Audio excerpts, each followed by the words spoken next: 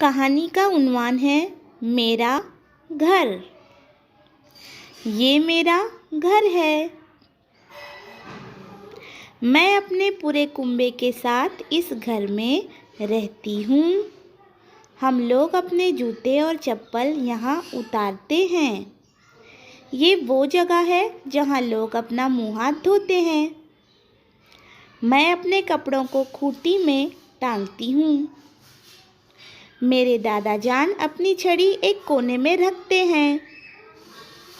हम लोग अपनी चटाइयों को भी इसी जगह रखते हैं। मेरे अब्बू अपनी मोटरसाइकिल बाहर खड़ी करते हैं, लेकिन इनका हेलमेट अलमारी पर रहता है। मेरी दादी जान और मेरी अम्मी अपनी साड़ियाँ ट्रंक में रखती है। लजीज खाना बावर्ची खाने में पकाया जाता है।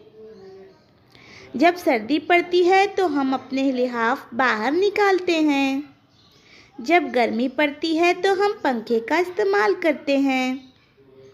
जब हमारे घर खास मेहमान आते हैं तो हम कुर्सियां बाहर निकालते हैं। आप मेरे घर ज़रूर तशरीफ़ लाइए और मुझसे मुलाकात जल्द आइए।